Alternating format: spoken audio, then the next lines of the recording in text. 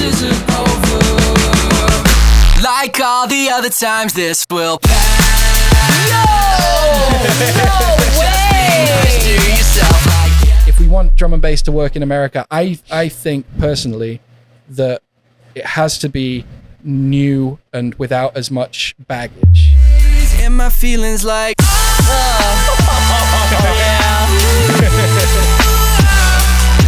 it's a shame. God, the Stan SB thing is like a ghost that haunts me. Like it gets brought up every time. Really? Oh yeah, all the time. Oh shit, dude, Yeah. I'm so sorry. No. People have like some kind of emotional attachment to it. Because I think I'm peaking. Peaking.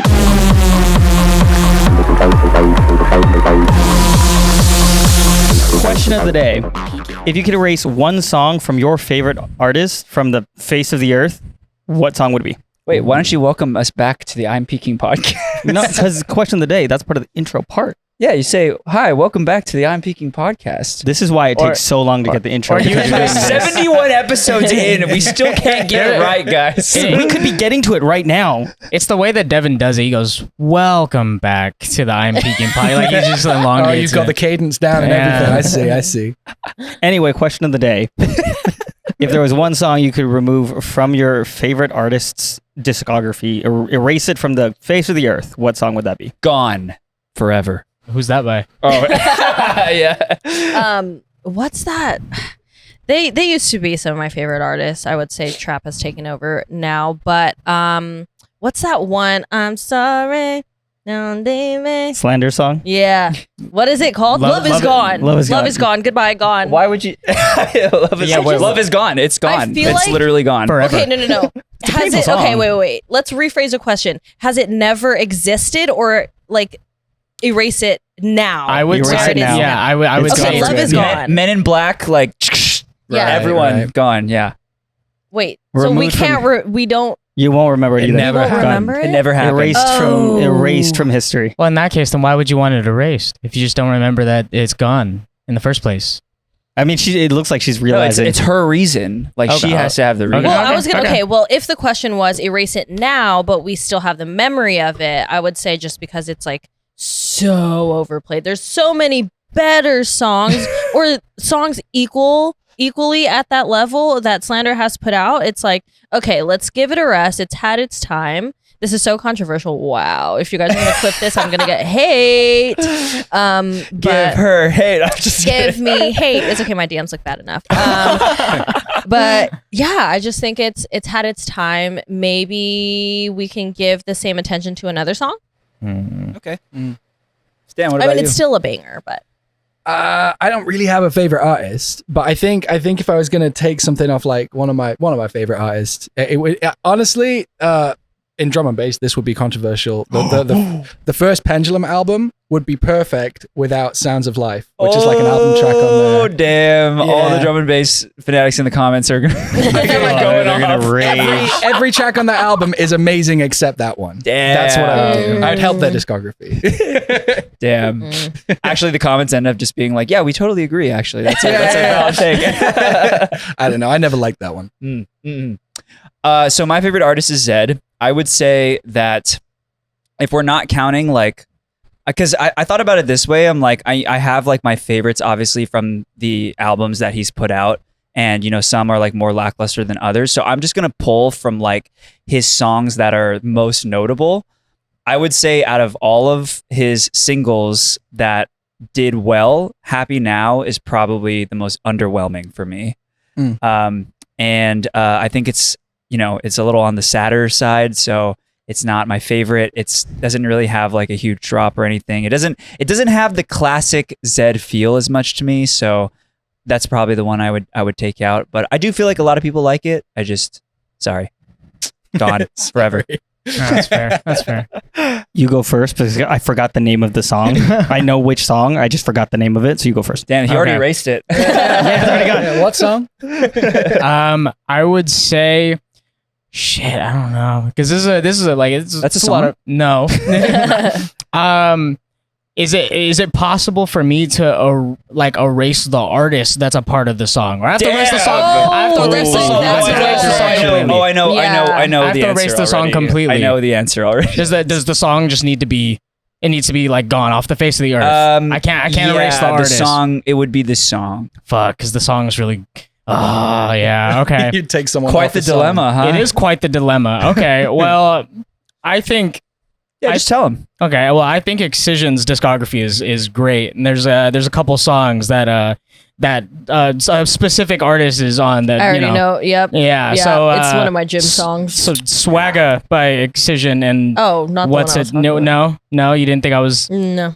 Is it probably like one from the same? though, Probably, right? yeah. Yeah, Okay, yeah. Yeah, I'd have to get rid of Swagga. The just guy that's not so sick anymore. You know. Yeah. there. Yeah. Not that sick. He's not that sick. Not sick at all. Same mindset as Devin, is just the most underwhelming of the entire album and most of his music. So this guy's my favorite. Holding on you. Holding on you. Hold on you.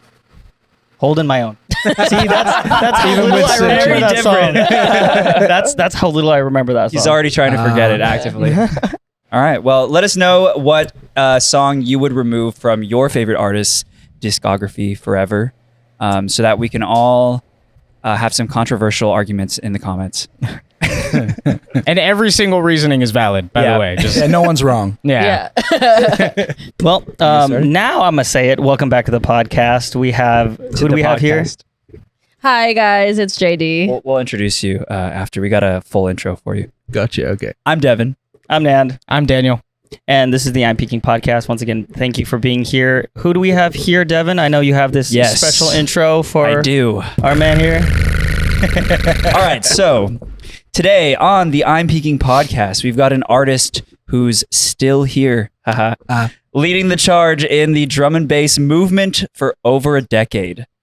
I even used to listen to this man's music back in 2012 when I had just graduated high school and he was still going by the alias Stan SB. From rocking live hybrid band and acoustic sets to dishing out multiple genres from drum and bass to dubstep, this man is truly in a lane of his own. He's the artist we've probably name dropped the most in our entire library of podcast episodes on this channel. And I've got to say that this man's music will literally make you dance so hard your feet will get bruises. Hey. Hailing all the way from Leeds in the UK, doing all of his own vocals, and one of the most talented artists I've ever heard, Fox Stevenson. Welcome to the podcast. It's a pleasure. Thank you. Sir.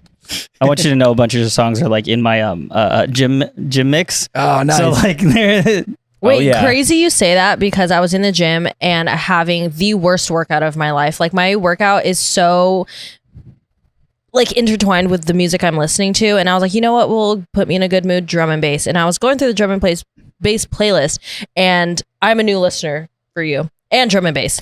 And I was like, oh, this kind of fucks. And I like clicked on it, and it was like Fox Stevenson. And then the next day, Devin was like, hey, do you want to be on a podcast with Fox Stevenson? Oh, And I wow. was like, So you literally manifested. nice. yeah, it was so crazy. I was like, Wow. no way. Little Yeah, I'm said, here you there. go. Yeah. Yeah. Coincidence? No. no, absolutely not. I mean, we've talked about your music a bunch of times. I know. Yeah. I As you can forget- tell, we're big fans. Hey, yeah. Thank you. It's been a hot minute. If we had to take a shot for every time Fox Stevenson came out in conversation Wow. throughout this podcast, I've been kind of like super into Fox Stevenson lately. Yeah. Fox Stevenson, of course. Yeah. We've talked about this. Love There's Fox. one more, and I was obsessed with Don't Care Crown. Yes. Who's that Fox by again? Stevenson. Fox Stevenson, Don't Yeah. Care Crown.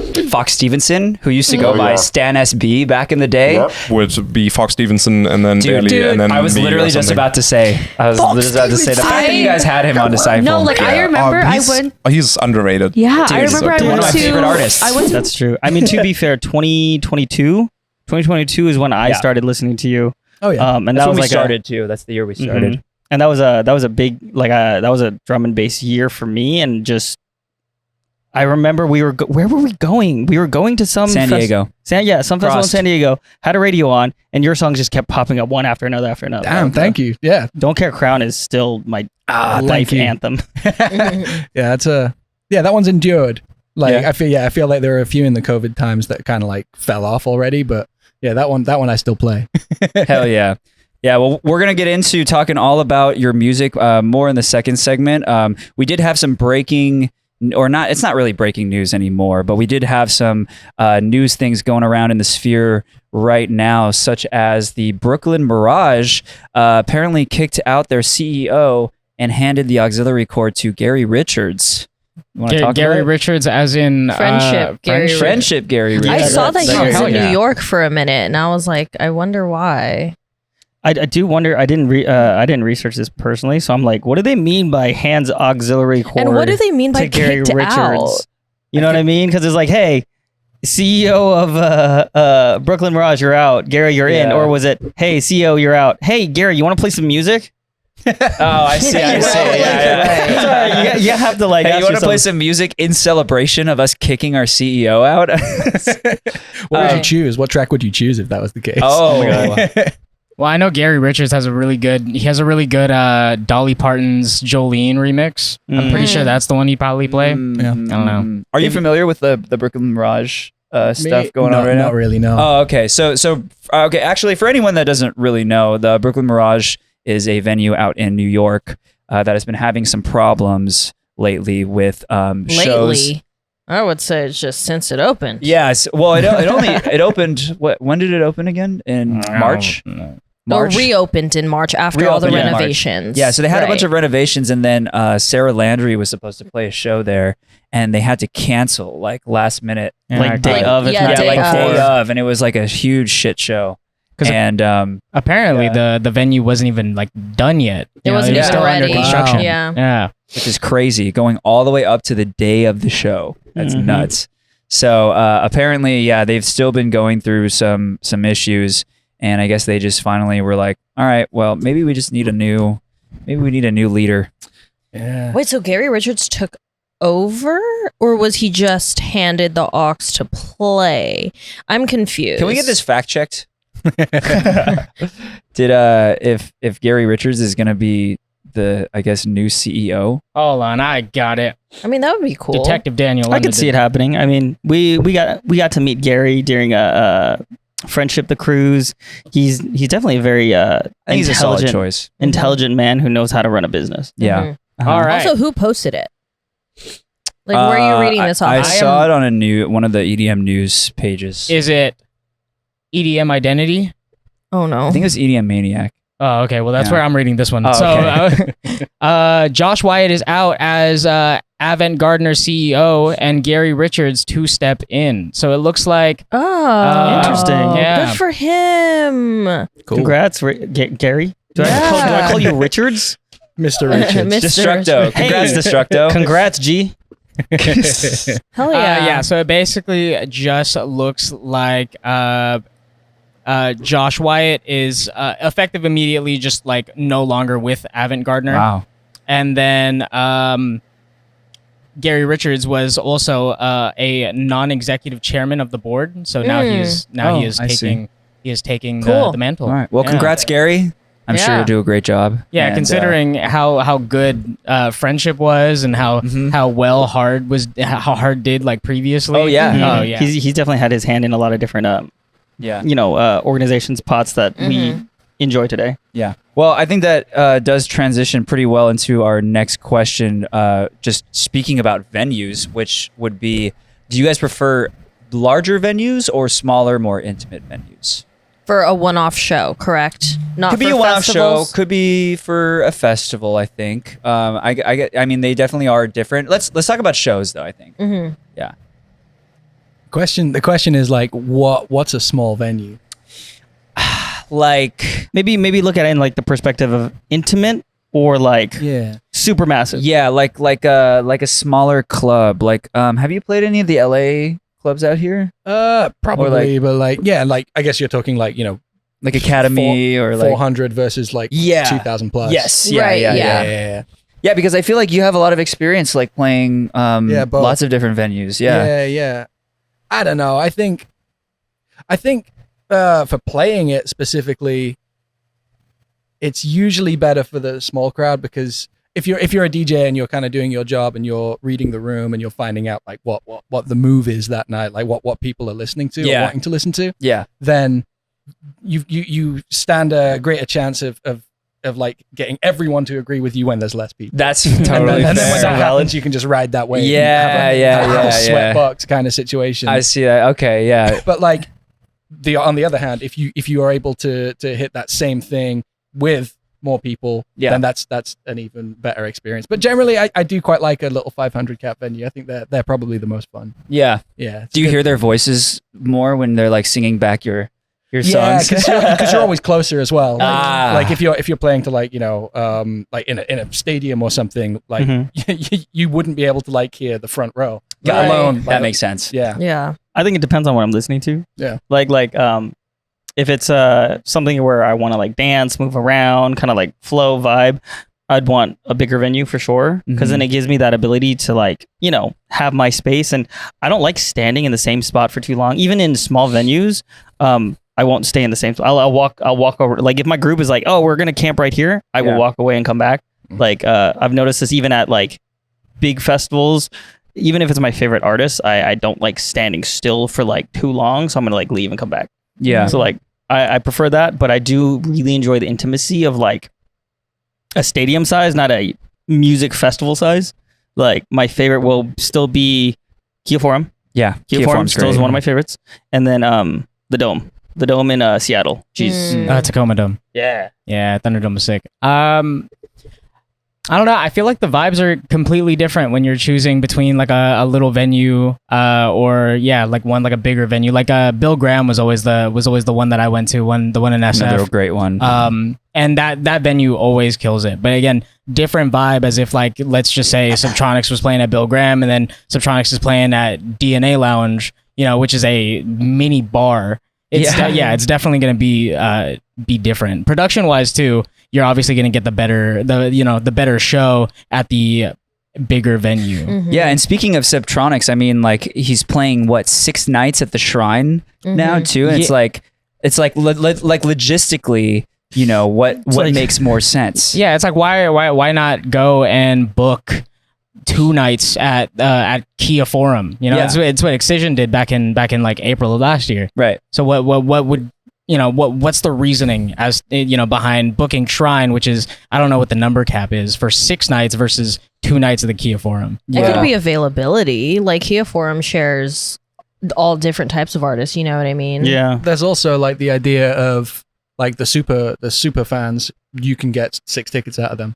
That's true. We saw a ton of videos. It's a little evil, but like. But we you know saw what? a ton of videos go viral. They were like, and they were making fun of the fact that they bought 6 tickets. Yeah. to, That's like, it. I mean, if you know, there are people who care that much. Yeah. And if that's- you're going to, if your, you know, morality will let you sort of rinse them for that, then yeah.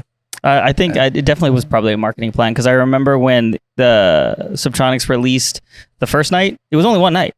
It was only one night. I saw that. And then like sells out maybe like a couple days to a week later. 2 more nights were added, 3 more nights were added. Mm-hmm. And then I stopped paying attention. And now I'm hearing there's 6 nights. I'm like, all right, they're But at doing that- this in tiers. At that point, you gotta know that like one night of a Shrine show for Subtronics definitely isn't going to be enough to get every single fan in the area. Mm-hmm. Right. So you got to know that they were probably you know. Yeah. Didn't Fred It again would've been have penciled. 9 nights? Yeah. Fred again have 9 in a row. Yeah, Wow. 9. Yeah, Fred again the Shrine, I and again think. and again. You know, Right. this actually kind of I'm gonna hop off of what Stan you said of like the intimacy of that. Maybe it was Jesse's idea. You know, maybe it was Subtronics' idea. I'm like, I want to play at the Shrine for 6 different nights, because then I get an intimate show every single night versus 1 or 2 nights at this Kia Forum, and like I don't get as an intimate experience. So then would you say that that's just a marketing tactic then? Was he always planning for 6 nights? Probably like Probably. they definitely will have penciled in with the venue like Oh yeah. keeps them free. Yeah, Could you like imagine keeps him how, open.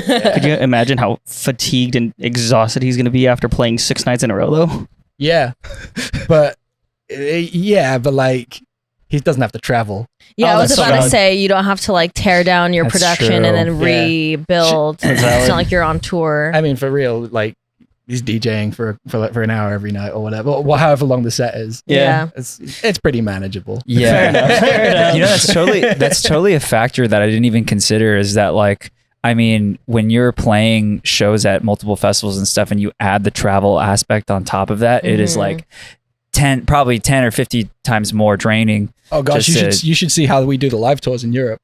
Dude. Like I can only imagine with the hours that you guys go to too. Yeah. No, well, like a day will be like, wake up at like 4 a.m., get in the Sprinter bus, drive for 7 to 10 hours. Wow. Get to the venue by 3, 4 p.m. Set up the whole thing. Wait to play, pack down, say hi to ticket buyers and stuff, and then go to the hotel for 4 or 5 hours and do that for every day. Damn. Yeah. Not even sleeping. You're just like, I need a shower. I can sleep. I can sleep in any car or plane. I'm he's got super that lucky like superpower. that. Yeah, I do. I don't even know if I'd still be going or still have any kind of sanity if I didn't have that. See, but it's for nice in reals. Europe because everything is so close by. No. No?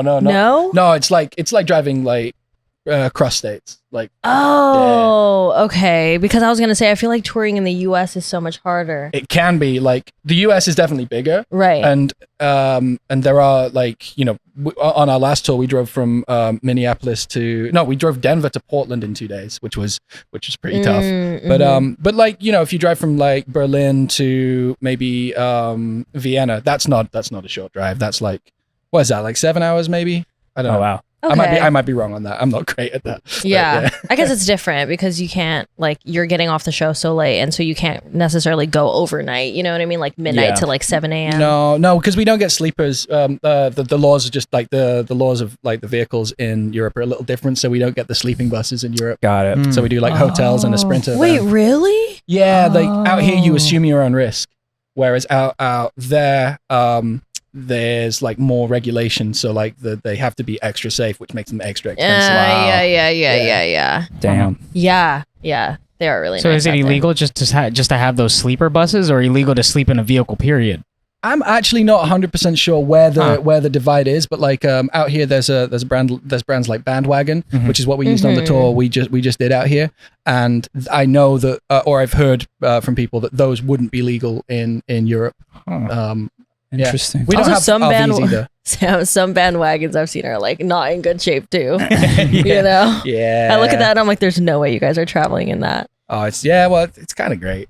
I can assume. Yeah. It seems like a lot of fun for sure. Yeah, it's awesome. You just teleport. You get off stage, go to sleep, Yeah. and then you wake up at the next venue. Close your eyes. It's like, oh, we're here now. Cool. Everyone else in the crew is just like dead, and there's this man just like, oh, where are we going now? It's fantastic. I love it. Oh yeah. I don't know the segue for this, but should throwback festivals become a thing? Okay, let's get some context And to dance this. music. Yeah, so there was one of the EDM pages, I believe it was iHeart EDM, they made a post about like throwback sets, right? Yeah, they said what if we had a festival that was literally just 2012s to 2016 EDM era? So we're talking like, when Progressive and Big Room were like at its all-time high, and Avicii was still alive. And Oh no. Yeah, I mean, we see some examples of it right now. Like Adventure Club is working on their throwback tour at the moment. It's really funny, actually. I think this is like a great opportunity to ask the question, like, because you used to do the Stanley project. I forgot how long you were doing that for, but would you ever do like a Stanley set now? I did one 2 years ago, maybe. Really? 2-ish years ago, yeah. And honestly, okay, so God, the Stan SB thing is like a ghost that haunts me. Like it gets brought up every time. Really? Oh yeah, all the time. Oh shit, dude, Yeah. I'm so sorry. No. People have like some kind of emotional attachment to it. Because obviously, like if you like the music at the time, you don't really stop liking music you like. You just go back to it and it's like, I remember that. And so that alias has some tracks like that for people. So at Liquidity Festival 1 year when we had to cancel the live band because of some problems, I was doing I did a Stan SB throwback set, and I was like, I'm not playing anything from after 2015, and everyone was super excited for it. And then I go to play the set. Playing the old Stan SB stuff went over good, but playing all of the classics from that time, it was like I could feel like, because I'm there on my USBs and looking at my playlists, I could feel like the right track to play is from 2023. Like, interesting. but I feel like the idea of a throwback thing in dance music works as like a thought and like, but you should just go listen to the tracks you're thinking of on Spotify, because if you go to the show and it's, you know, it's 4 hours long. Oh and, yeah. And it's like, yeah, I remember this tune, I guess. Yeah. I don't think it lasts. I'll give you that. I agree. Really? Yeah. Like their throwback moments are great. Yeah. Don't get me wrong. Moments. Throwback moments are great because that's a nostalgic thing. But I feel like people disconnect as their tastes grow, as music grows, as you move through, you know, the evolution of music as a whole. You know, like there's some songs that I don't even listen to from Set the Sky anymore. I mean, I agree, but like, so at Lost in Dreams last year, we actually got to see Adventure Club play, and they played their throwback set, and it was fucking amazing. And I didn't feel that way at all during that set, but I guess it does depend. Like it depends. Whole festival, right? Yeah, true. Yeah, I mean that was an hour. I mean, it was an hour long set, and I will say, like, just with you saying that earlier with some of the Stan SB, maybe with some of those songs like mixing well with 2023 songs. Like I remember when I did listen to those songs, like, you know, It's a Disaster, Dead, like stuff like that back in the day. I remember thinking like, dude, I feel like this artist is like way ahead of like what is doing well in drum and bass right now. Like you were playing, I just remember like some of the chops and everything, and I'm just like, dude, this sounds like stuff that would come out like way later. Yeah. So I feel like it makes sense maybe that it would like work better with music now. Because when I think of old drum and bass, I think of like, I don't know, like it's a little more basic to me. Like, well, that was what I was going to say a second ago. Is like, there's also the engineering aspect of it. Like, as a sound designer or as a mixdown engineer, like we're all learning and we're all getting better at being able to manipulate a big rig of speakers to be able to have whatever effect we choose. And as that technology has gone forward, we're used to a certain level of clarity and weight in tunes, which isn't present back then. Like, you know, obviously zero hate on the song, but the original mix of Scary Monsters and Nice Sprites, which obviously was a very important and huge tune. Yeah. Like it wouldn't hold up next to, like, it wouldn't sonically hold up next to all the stuff that's out right now in dubstep. Yeah. I can see that. Yeah, I agree. If you play it really loud, there's actually not much sub in that tune. Yeah. But you know, obviously great tune. But yeah, that's true. I think if you were to, you know, do a throwback set, I think it would also benefit like the modern audience, because maybe, you know, a fan that has been listening to an artist for maybe like a year or two hasn't gone down the rabbit hole of like older discography. So in a way, they're also being introduced to not new music, but you know, it's new to them. Yeah. Well, what about a throwback festival? I think you'd obviously just have to have a bunch of artists that have, you know, been around long enough to be able to throw throwback sets. Right. And then, yeah, there you go. I don't know. I think on the flip side too, like I don't want to label them as older ravers, but if your peak was in like what? Yeah, the 2012 through 2016. Yeah, if era. your peak of raving was in the 2012 to 2020 or 16. Yeah, like 2012. Oh my gosh, 2012 to 2016. Okay, yeah, me too. I'm like, that doesn't sound right. Then I feel like that would also appeal to them as well, not only, you know, newer artists. I agree. If they got the time. Yep. Yeah. True. I think with really your fun. 4 kids and you know 9 to 5 jobs and I feel like it'd be really fun if obviously there's a mixture of like what they're doing today too. You know, like if it's strictly solely focused on just being what they played back in you know, again 2012, 2016, then it might feel a little forced, you know? But I feel like again, I feel like if there's a little bit of wiggle room, it'll make it I would agree. palatable. I don't know. I guess we'll see. I feel like it's becoming more of a thing. So we'll see. Because let me just put it this way: could you imagine if Porter Robinson did a throwback Porter Robinson set, like worlds only, or like brought back Virtual Self? Yeah, those would be pretty dope. Right. So I think it's that old now. Yeah, I know we're old. I thought you were going to talk about Spitfire. oh damn, he's going that far back. Yeah. Okay, yeah. See, I wasn't even thinking that far. Yeah, no. But yeah, I guess it would depend. I don't know. Someone should come up with the idea to do a throwback tour, but that's just me. I mean, to an extent, and this is my last thought on it too. People will enjoy throwbacks no matter what, because you got to think about like outside of EDM. What's that one festival? The punk rock festival when we were young. Oh, Yeah, when we were young. Yeah. I mean, I've never been. I don't know if if these artists are playing new music or it's all throwback stuff, but it gives that throwback nostalgic energy just hearing all those names. Yeah. So it's just like, oh, Yeah, people I'm gonna- enjoy remembering that. Even like Warp Tour coming up. Like, Oh, that's dude, a- Warped Tour makes me feel like I'm 16 again. Yeah, I got a chance to see All American Rejects in November in Vegas, and dude, like the crowd went absolutely batshit when they started playing "Move Along" You know what's and crazy? "Dirty Little Secret." Like, yeah, dude. They're touring with the Jonas Brothers. Oh, really? Yeah, All American They're Rejects. still really good. I'm like trying to go see. But like it's like all the throwback songs. Like I don't know if they're like still making new music to this day, but like the crowd was going the craziest during I all bet. of those songs. For sure. So, I think there's a market. There's definitely a market for it.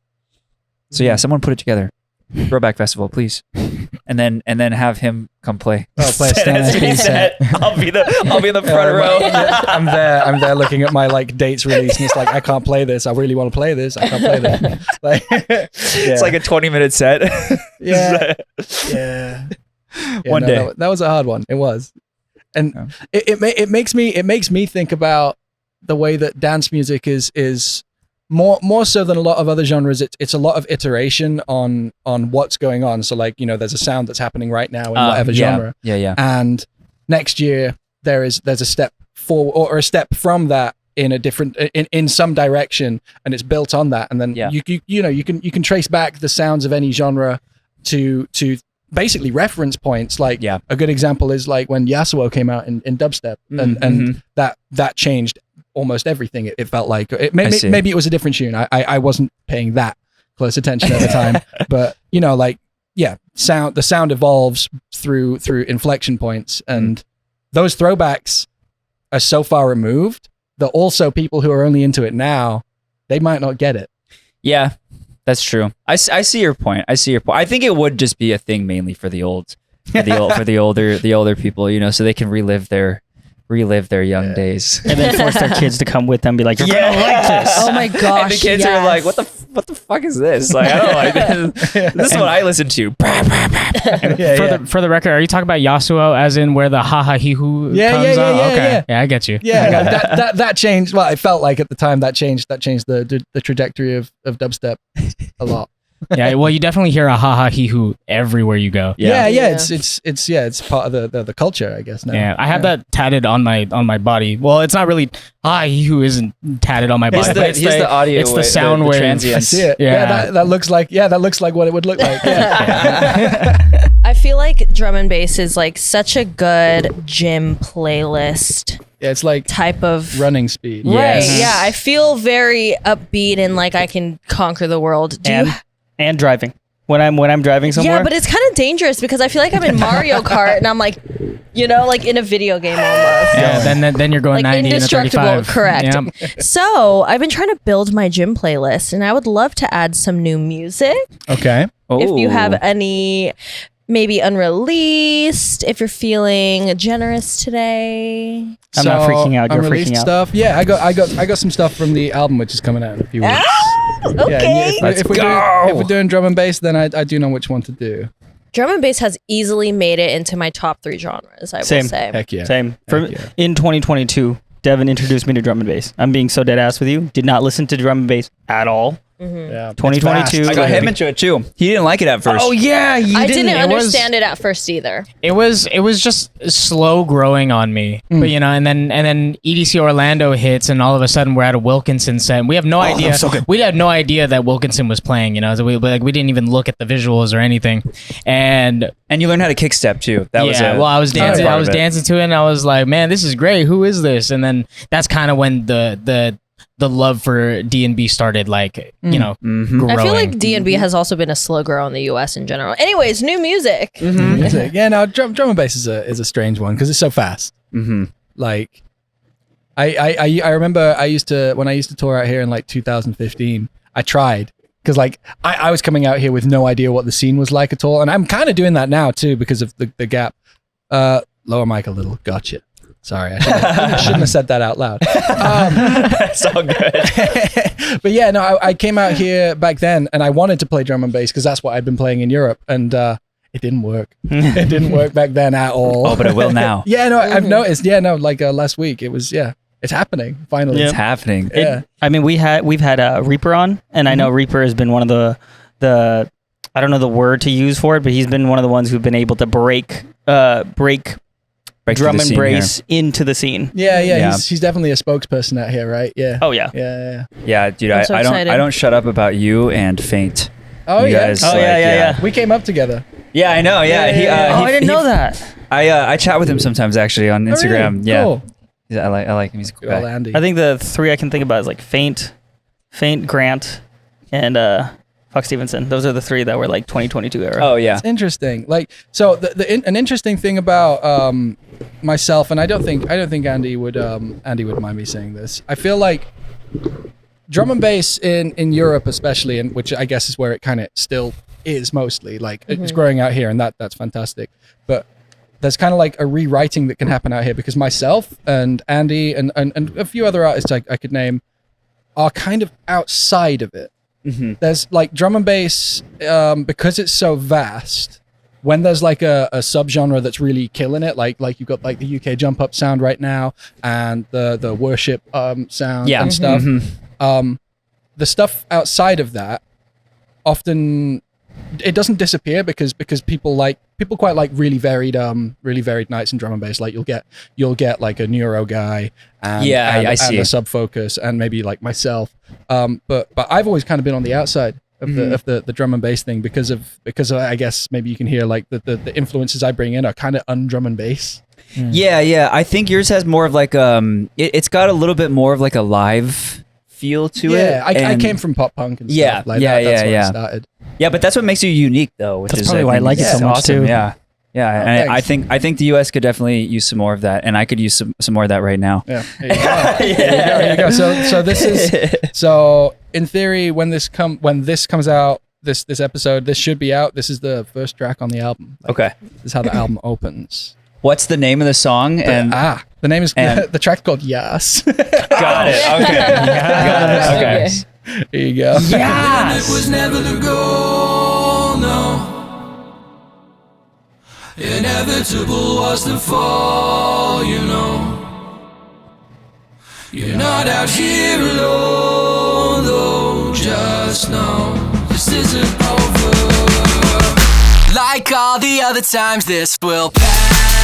No way! To yourself like Oh, this fuck! I know that this got out of hand. We can't do shit, so just relax. Yeah, there you are, slamming a fist on the table. Oh, I love it so much. Oh my god! I'm definitely hearing the pop punk influence. Yeah, that's more on this album for sure. Yeah. And this is all you? Oh, yeah, all me. Yeah. Abandoned attempt to control it. Lash out at somebody who's safe, requiring more than consoling. Hard times are the tempo these days. You know there's no way. That it's all Better the part of police. Yeah. The rim hits. Shit kinda just happens like that. But when surviving the day seems like an impossible task, if you need a friend, you need only ask. Like all the other times, this will pass. Just be nice to yourself. So fun. Solid opener. I know that this got out of hand, but we can't do shit, so just relax. It's a silly one. Well, worst is it's not only you though. Everybody I know has been cut down. A sign of the times we're subdued. Oh, all a world with no space to be found. I haven't listened to this in a while, actually. Yeah, I love just you blend the punk and the pop so well. No, it's so with good. the drum and It's bass so genre, good. man. Fine and don't have the same doubts. So how should we proceed? What is it that we need? What was taken from me? And why can't I name it now? They stolen Screw it, a bit of jazz. Dude, I'm in love with this, bro. This is so good. Yeah, this is not what I was expecting, but for sure so good. Letting go. And I feel it's fair just to let you know. It hurts less to forgive what you can't control. I'm like getting so much nostalgia from it. Oh, that's good, Even that's though, good. like, you know, But like all the other times, this will pass. Just be nice to yourself, like yes. I know that this got out of hand, but we can't do shit, so just relax. Yeah. The limit was never the goal, no. Inevitable was the fall, you know. You're not out here alone, no. Just know this isn't over. wow. That was so good.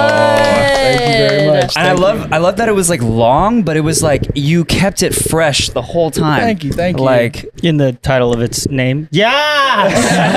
Yeah, I'm actually like I have a little bit of worry about that one because that line and like that chorus has been kind of in my laptop for a while, and Yas was kind of a bit more used at that point. Like, I see. Yeah, the demo is kind of like maybe like 2 or 3 years old. This Gotcha. is a bit What aged, were some punk bands you used to listen to? but, Like before you started? like Sum 41. Like I like the pop punk. I was never that cool with it. Like, I feel you. Pop punk You know- over alternative punk. Yeah. That's right. that's Like, crazy. I can totally see the Sum 41. Like I can see like the kind of crossover now because they had a lot of faster songs. Oh, yeah. that were Oh, at that yeah. drum and bass tempo. totally, like it's underexplored. Like Yeah. and also the fun. The Yes, fun aspect. yes, The yeah. fun. Like I feel like Yes. dance music in general. Wow. The dance music in general, it's not as fun leaning as I feel like it was actually in that throwback era Yeah. that we were talking about. Like, 100%. I think everything's pretty frowny and like I'm a musician or I'm gonna make your ears bleed tonight. Yeah. Like, No, I see what you mean, and like that's like that element I think that I'm referring to with like your style is just so like it's so much lighter, not as serious. Yeah. You know, even the songs that are a little more serious, I feel like you kind of still bring It's feel that good. like. It's very feel good. It is feel good, but like more than that, it really does just make you want to kind of get up and dance, you know? I mean, which is a lot of drum and bass to be Yeah, fair, yeah. but yeah, I don't know. And I think just because you blend in like nostalgia of like the older like punk records and then you work in some like pop sections in there and then even that jazz section in there was Yeah. so cool. Oh, I always wanted to put that there. That was always was like so that was there from dope. the beginning too. It was just like, why not? I love that. No, it's just like experimenting and like you're able to blend those genres together is like it's really, so really fun. seamlessly. Thank you. Awesome, and dude. It's and a I great will track. say I was listening to the lyrics the best I could, but like I like what the lyrics were telling me so far. I want to hear it again for sure. So please send this to I us. know. I can't wait to show my boyfriend. Send this over to us, please. Oh my gosh, that was great. Thank you. So just a little bit off that. I mean, I think this is a nice segue to go into because you know you do all your own vocals. You're kind of like this one man band where like you know you do a lot of like your own instruments and stuff like that. Right? Yep. Okay. Yeah, just making sure. I'm not great at guitar. I do have a guy and drums. I'm not that great at. Okay, I gotcha. can write for both of them. Okay. But if I need something like really technical, I'll get someone else to do it. Gotcha. To confirm, that is your voice, right? Yeah. I love your voice. Thank let you me, very let me much, tell you yeah. right now, because again, listen to a lot of your songs, and it's just so easy to sing along and just like enjoy.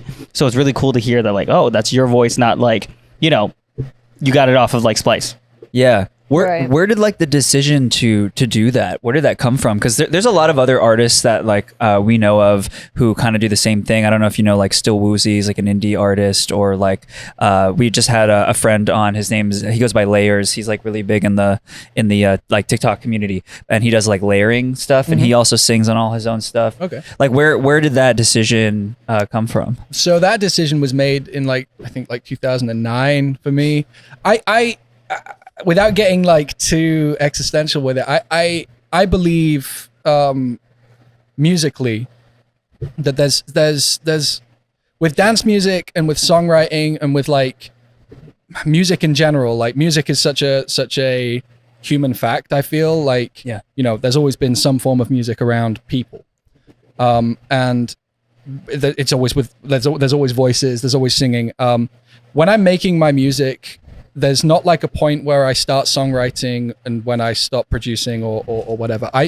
When I'm making music, I'm literally just like there, like making the sounds and stuff and putting them down, and then like just wailing at my computer monitor, like getting the sound back and finding places that my voice fits and what brings me joy. Like genuinely, that's like what brings me joy, and that's what I think is really important. Is if you're truly having fun and you're having something that's giving you some kind of emotional reaction, then it's something that is honestly your own because you like it there and then, and you're feeling it and you're kind of capturing a moment, and then and as soon as you have that, you actually pretty much have the entire emotional gesture of the song itself. Yeah. And then you just got to get it across the finish line without breaking it. Yeah. And wow, that's such an interesting way to describe like the whole process. I don't think I've ever heard it like be described that way before. I think it's just the most honest way to do it. Like, and because there are like loads of pitfalls or ways you can veer off, because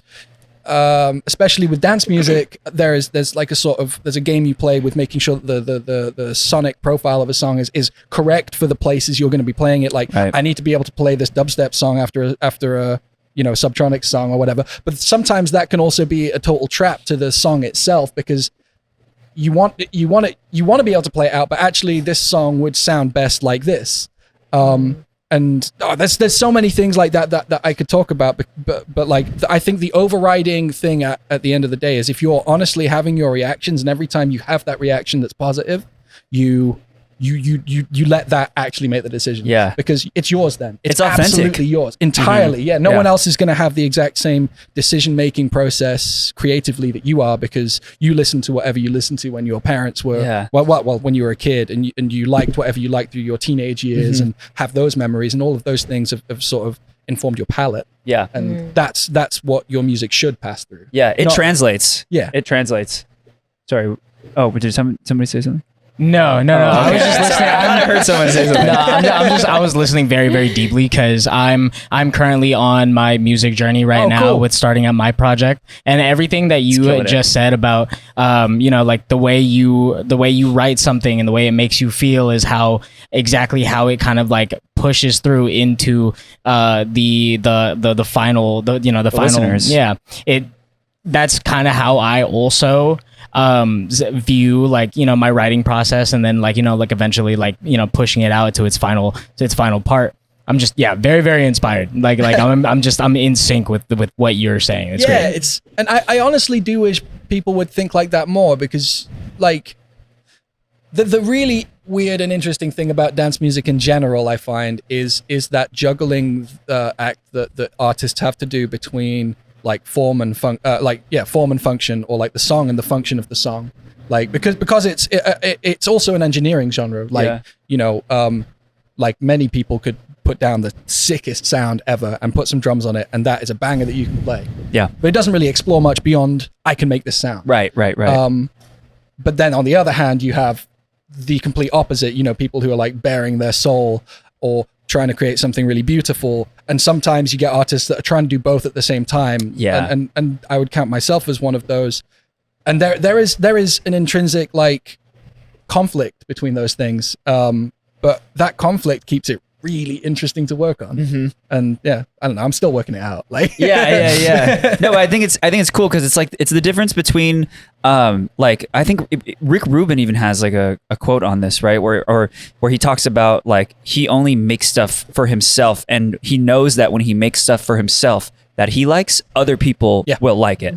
And it's like making it for yourself versus making it for other people.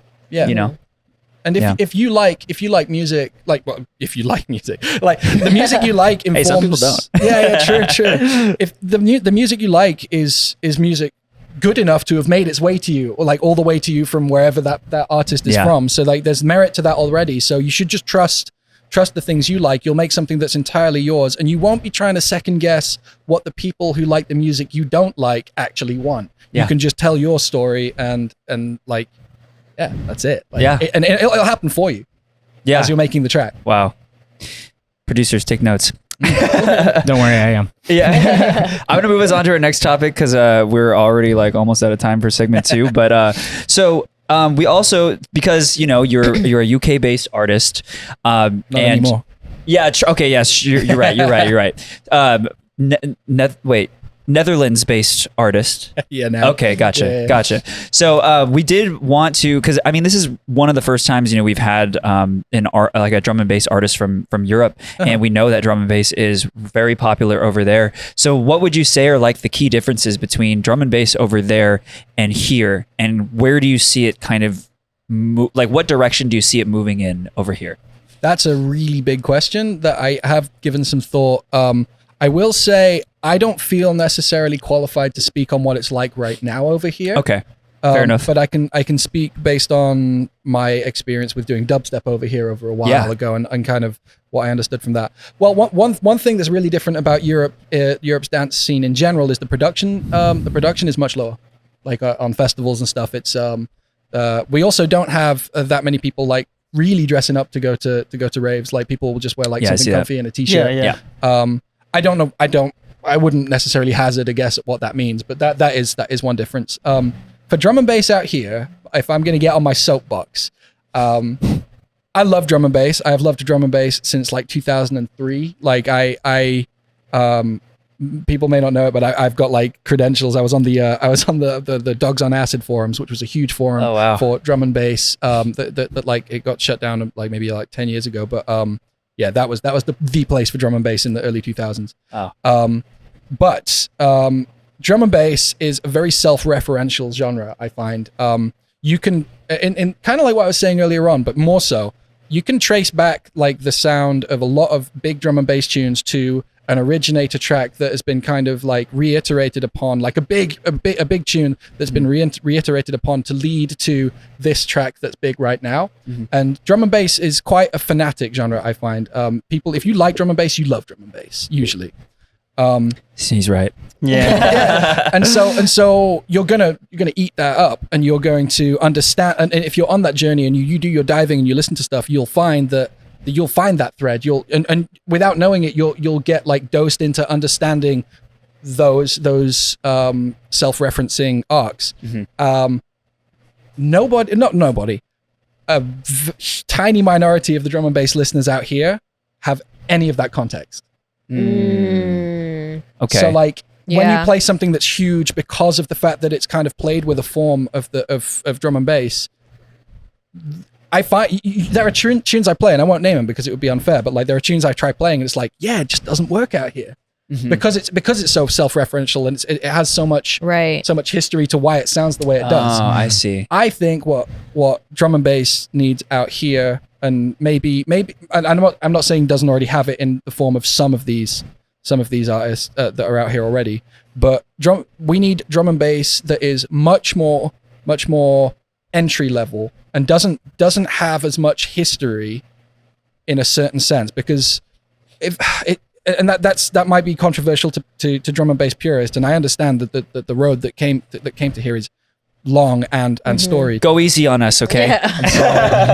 You're like No, babies. it's me, and like because there's been so much amazing drum and bass over the years, and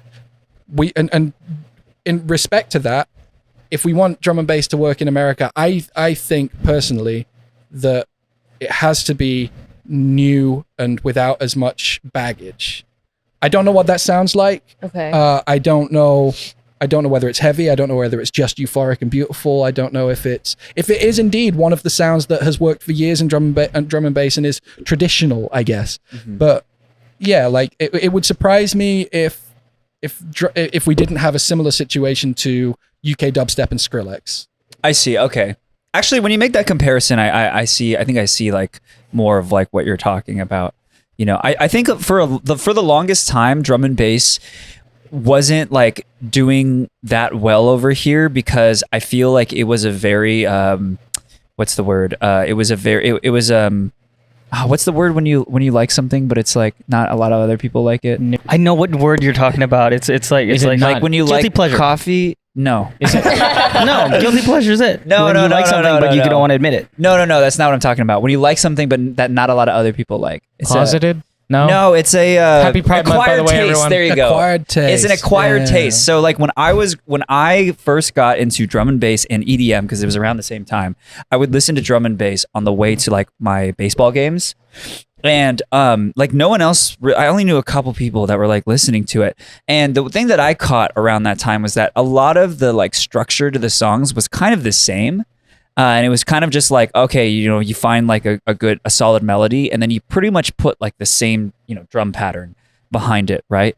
And like to some people that might have been like kind of boring or like it gets kind of stale after a while, but I loved it because I just loved the drum pattern so much that I could just listen to it forever. Yeah, you know? dubstep's the same though, right? With the I was about to say. Yeah. I feel like that's an acquired, like EDM as a whole, other than maybe like pop EDM, is an acquired taste for most people. yeah, house Yeah. too. House too is Yeah, kicking the clap. most people don't like it right away, but That's true. Like Right. after, I mean, example A of us with drum and bass. I did not like it at first, but now I Yeah. love drum and bass. It just took some time. That's true. Yeah, genre is just drums.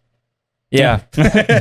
Yeah. Well, I don't know. Maybe I know they already started incorporating like liquid in some like pop songs. Like there's that song Strangers by Kenya Grace. Yeah, which has a liquid drum and bass like background beat to it. So I mean, who knows? Like maybe mean, that's what it needs. You could go even further. You could say that Portugal the Man tune, Feel It Still. Oh, yeah. yeah. Like that's basically drum and bass.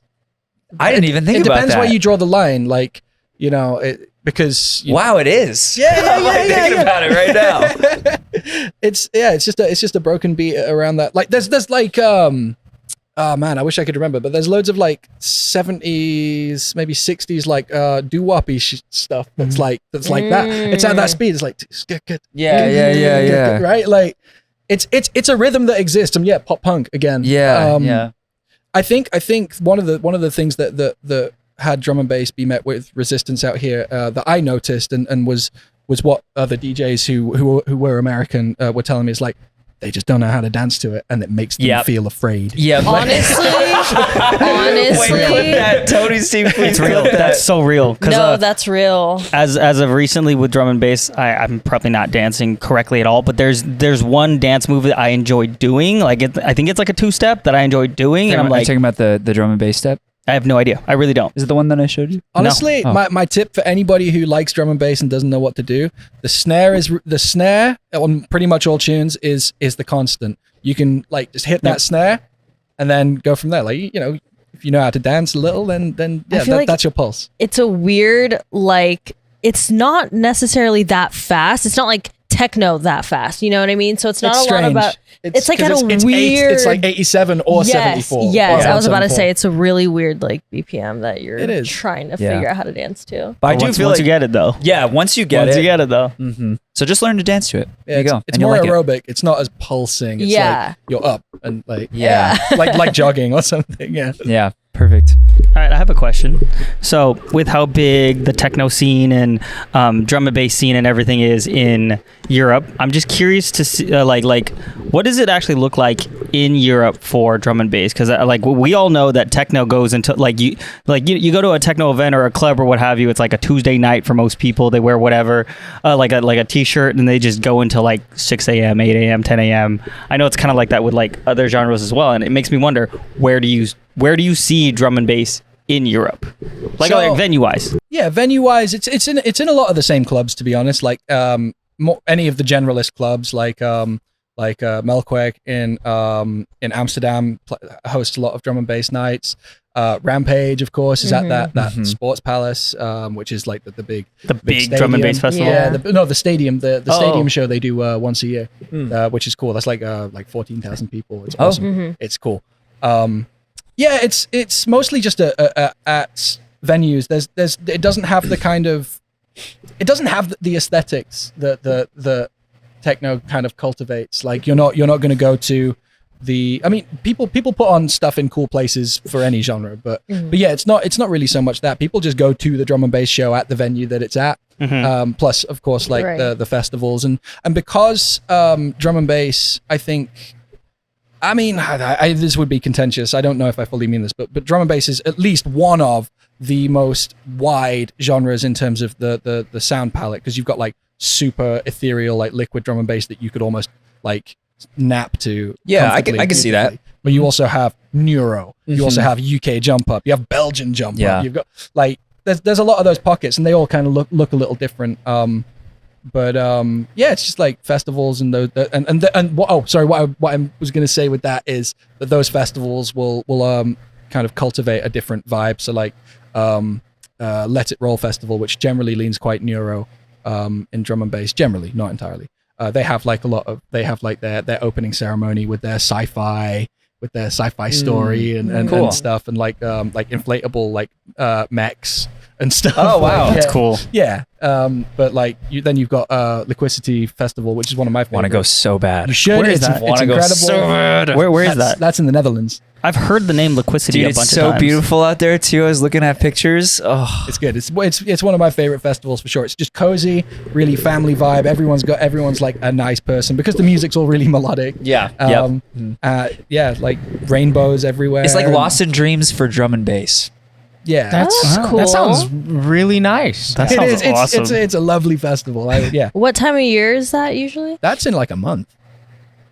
So what is it? July, yeah. June? So during the same time as Lost in Dreams. yeah. Maybe. is so I'm funny. Not sure. I forget the I forget the date, but yeah. Okay, Lost in Dreams is a melodic bass festival out here in LA, and that's See. in July. Yeah.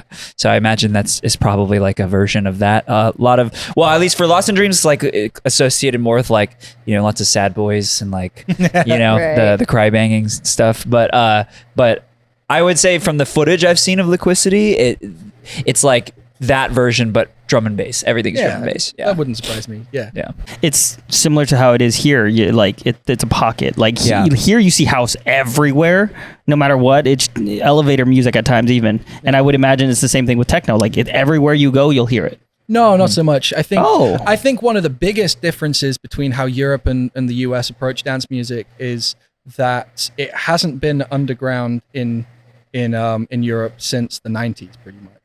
Like I grew up with dance music as a fact of like pop music. Like there was dancey pop stuff like Sophie Ellis Bextor all the way back when, like or like early Tiesto would have been on the radio and stuff.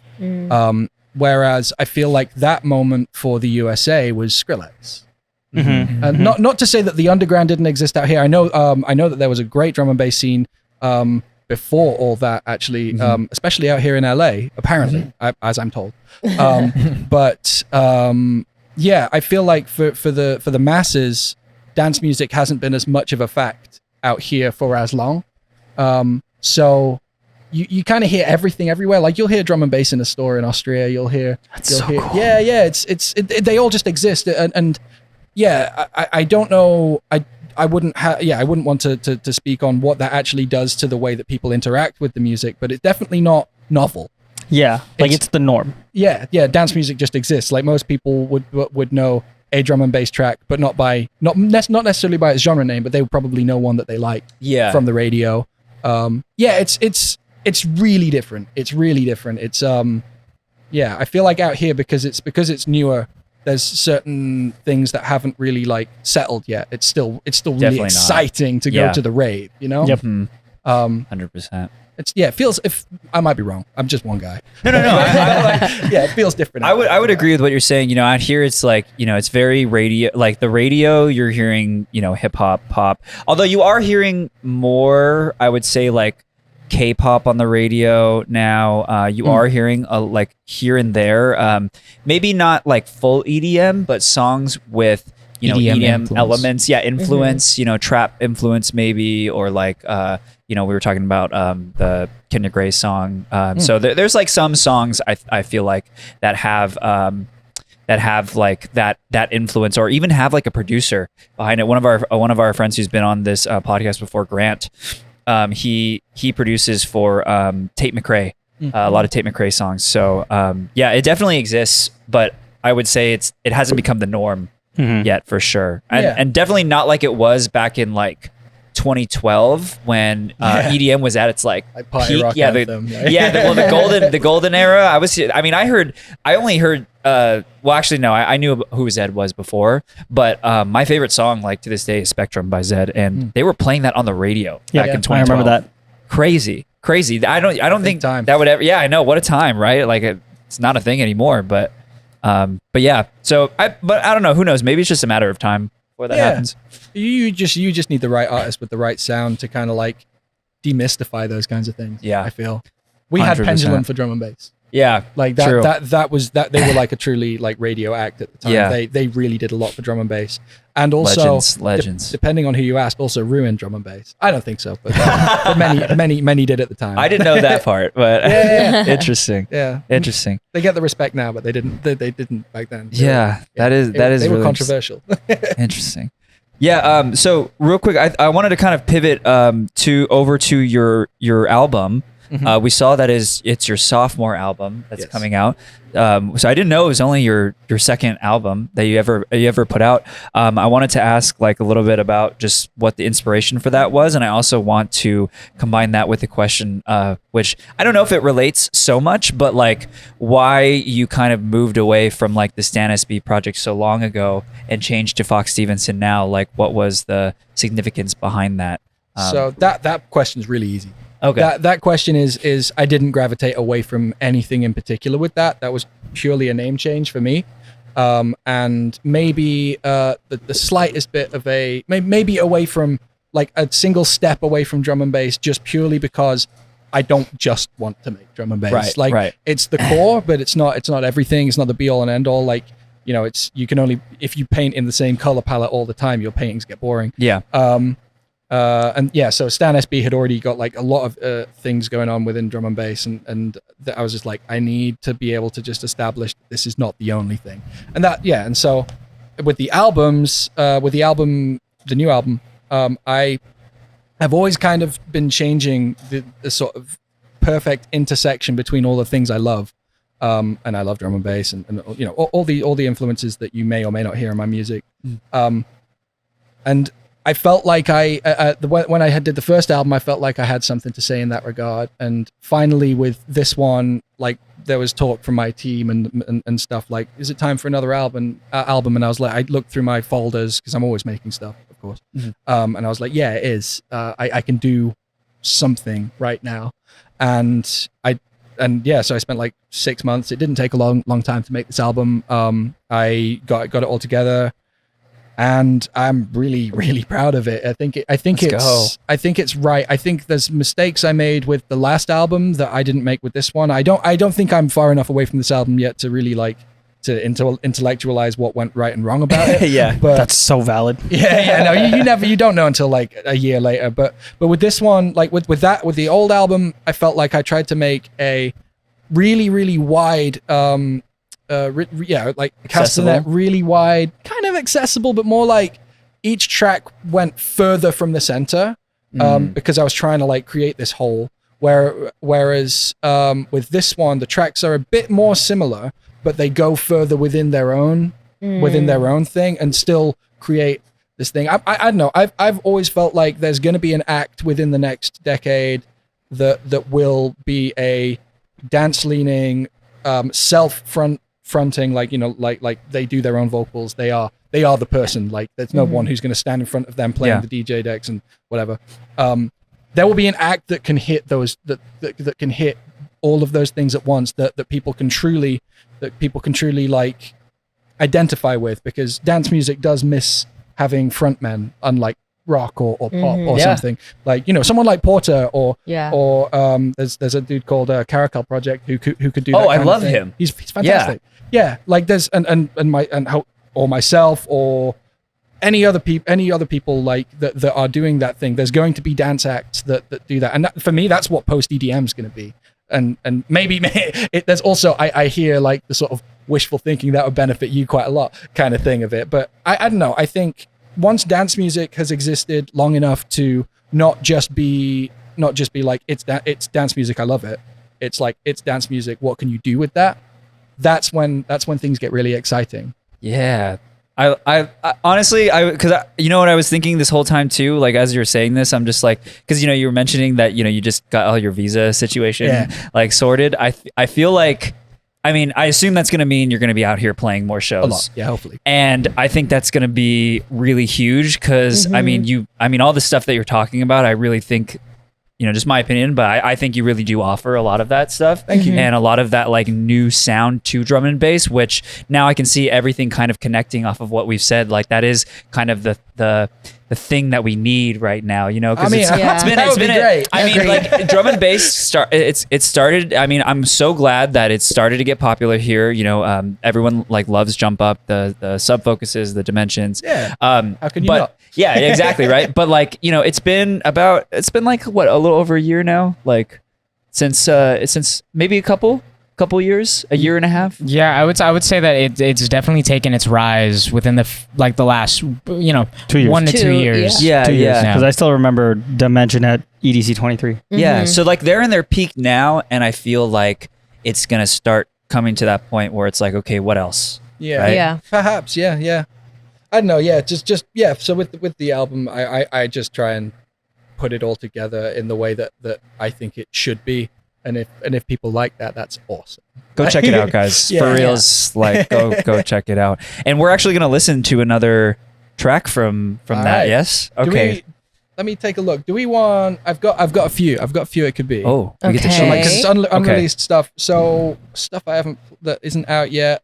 I'm not going to do that one because I don't think that's the one for this. Okay. Okay, so we have the single that's out at the end of the week, which is kind of housey, maybe in a slightly, maybe slightly Sammy Vergy-esque kind of way. There's a super introspective, kind of epic one that kind of gets to dubstep, and then there's also like a sort of like really loud, almost trap one. Well, I'll narrow down the options a little bit. Is there anything you can play us that's releasing after July 2nd? Because that's when this episode's airing. After July 2nd. Yeah. I think the album's out by then. Oh, Yeah. okay. Never mind. Yeah. I can play something I've been working. Okay. I can play Well, what do you something guys- what- that will stay unreleased for a while. I that I've been think- playing out. Maybe we'll do that one in the bonus. Maybe. I mean, those last two options sound really Yeah, good the in terms of dubsteppy one or the the trap introspection one. sounding one and the trappy one sounds interesting. Okay, let's do this one. And then we'll do an unreleased in the bonus. So you better stick around for that. Yeah, this is a better one. Okay. for So this, what's I it called? think. This is called "Told You So." This is Ooh. this did get like people. Oh, is that not coming out of here? Oh yeah. maybe. The people have heard this one in a really old form. Like my anybody who like digs into my stuff. Okay. Yeah. Very different to the other one.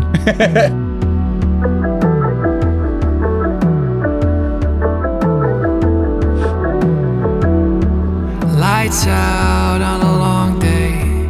Goodbye to an old way. Right now it's a big change. With time that'll all fade. It's the truth. I don't care anymore. No surprise, just a door to be closed. And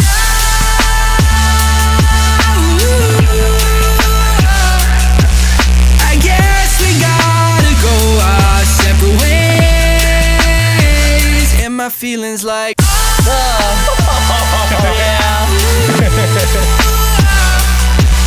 a shame I'll never really get to say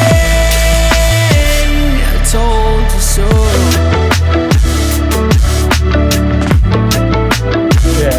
Oh, this one's groovy. I can already tell this is about to be my most played album of the year. Glazing aside. Can't tell when the switch flips.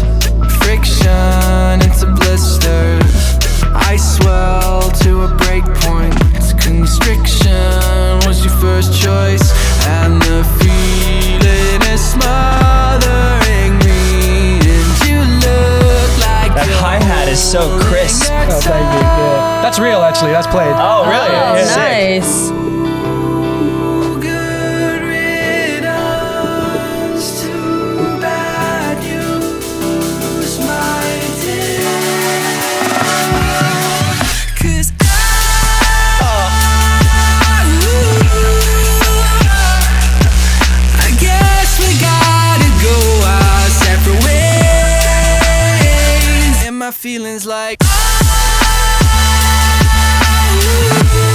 Okay, range. You got some range. I told you so. I told you so. I told you so many times. Yeah. When I said you've been pushing me, I wasn't joking around for effect. I love the guitar so much. Oh, thank you. That one wasn't me. That one wasn't. It's really nice. Mixed in really well. Thank you. Oh, but I warned you. Yeah, I warned you. I wouldn't stand or fall for this. 'Cause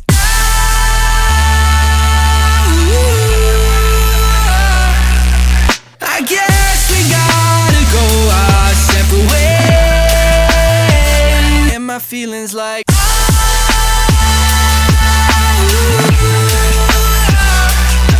it's a shame I'll never really get to say told you so. Yeah.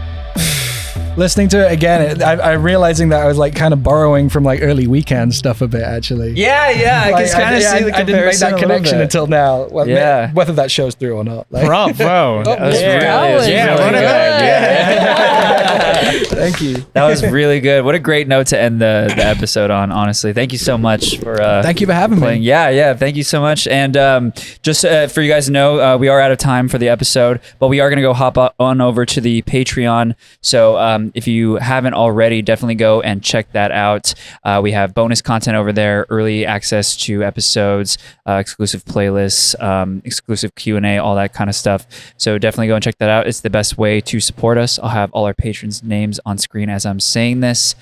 Big shout out to our sponsors, BoomBoom, Scented Nasal Sticks. Go and pick one up for your next festival so you can keep your nasal pathways Damn, nice and clear. I totally forgot that you guys stuck these on here. Well, they kept falling off. So, like, you know. we had to. So, but yeah, definitely go and check them out. Also, go and check out Oh, yeah. Clutchloop, one of our other sponsors, so you can make sure that you don't get your phone stolen at your next festival. It is a one's cute. huge and rising problem here in the U.S. and over in the UK, I hear too, or in Europe. I used mine all in Paris and Amsterdam. Yeah. So definitely go and check them out. You can use code I'm Peaking for both of them to get yourself a discount. And aside from that, man. Oh wait, actually, sorry. What do you have coming up? Like, Good any question. shows coming up here or over in Europe? Or- Out here, not so much. Not yet. Not yet. No, we're planning, but nothing I could say yet. And yeah, just European festival season. I take a lot of time off from shows. Got it, I'm a okay. studio creature. Okay. But I'll be back. I'll see you soon, USA. Cool. Well, go check out his Yay. album, which will Yeah. be out by the time this airs. Definitely go and check that out. I'm sure it's going to be stellar. So yeah, Nan, you want to take it away? Smash that notification bell, like, subscribe, leave a comment about who you want to see next, and we'll see you in the Patreon episode. Thank you for being here. I love you. Bye.